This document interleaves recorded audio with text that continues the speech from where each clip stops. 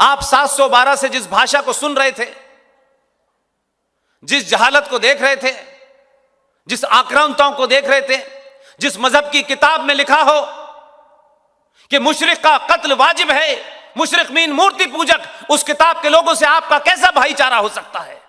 कभी नहीं हो सकता। और आप तो छोड़ दीजिए, आप तो फिर भी एक अरब परंपरा के लोग हैं। जिन लोगों ने प्रॉफिट मोहम्मद के दामाद को सुबह की फजर की नमाज में कत्ल किया हो, उनकी बेटी फातिमा का मर्डर किया हो, उनके बच्चों को मारा हो, उनकी दोस्ती आपसे हो सकती है?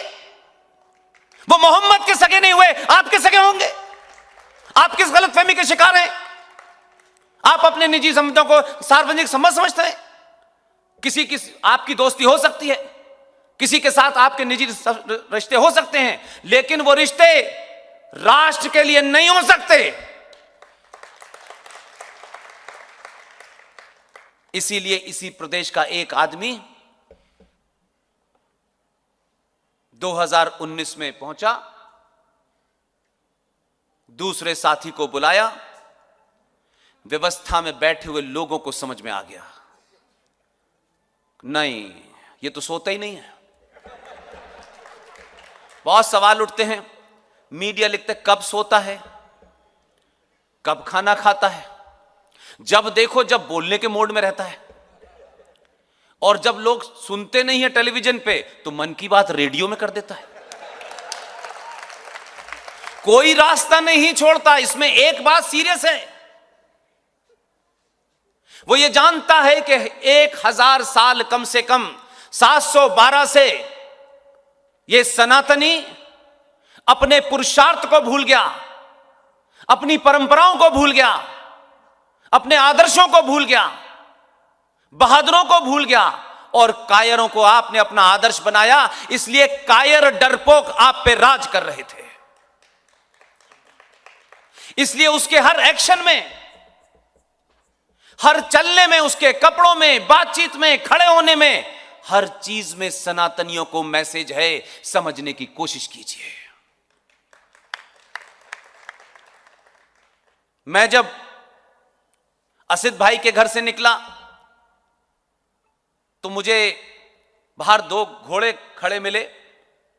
मैं डर गया, मैंने कहा भाई घोड़े पे मत बिठाना, ये पता नहीं किधर ले जाएगा। उन्होंने कहा नहीं साहब, आप तो जीप में खड़े होंगे और इस घोड़े के ऊपर शिवाजी की वेशभूषा में ये हमारा छोटा भाई और ये उनकी साथी, ये दोनों लोग घोड़े पर थे। मेरे मन में एक सवाल आया कि हमारे इतिहास में हमारे आदर्श अगर छत्रपति महाराज शिवाजी होते, अगर अलीगढ़ मुस्लिम विश्वविद्यालय का, जहां का मैं छात्र था, वहां का एक उस्ताद, एक फ्रॉड, वामपंथ के अंदर एक जिहादी कपड़े पहने हुए एक प्रोफेसर ने भारत के पहले जाहिल इलिटरेट, एक मक्कार मुसलमान जो भारत का पहला शिक्षा मंत्री बना, जो भारत का इतिहास लिखा गया, उसमें कहा गया Chhatrapati Maharaj Shivaji was a mountain rat, एक पहाड़ी चूहा था। इसलिए मुझे आज आपके सामने एक बात रखना चाहता हूं। किसी इतिहासकार के अपनी खोज, किसी इतिहासकार की अपने किसी आइकॉन से नफरत हो सकती है, लेकिन क्या वो इतिहासकार अल्टीमेट है? जो उसने लिखा उसे हम पढ़ेंगे?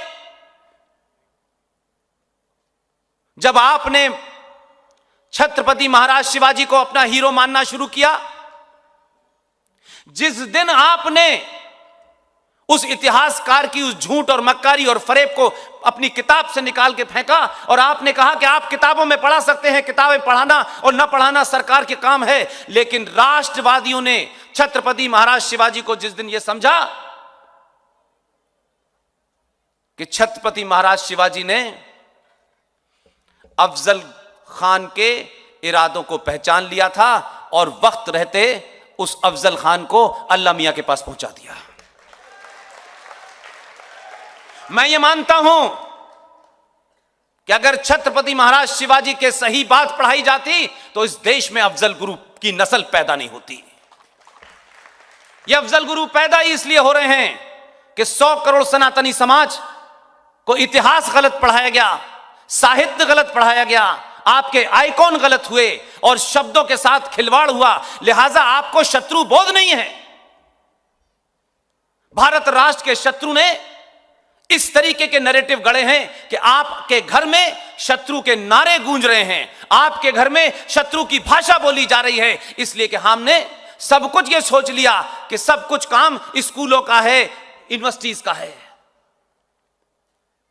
स्कूल, कॉलेज और यूनिवर्सिटी में उस पढ़ाई से आपकी मार्कशीट पे नंबर आते हैं, लेकिन स्कूलों के बाहर, कॉलेज के बाहर भी एक पढ़ाई होती है। सनातनियों, आपने सिर्फ ये मान लिया कि जो हमारे सिलेबस में है, जिससे हमारी मार्कशीट में ज्यादा नंबर आएंगे, यही सच है। आपका इतिहास हजारों साल पुराना है, जब दुनिया को कुछ पता नहीं था।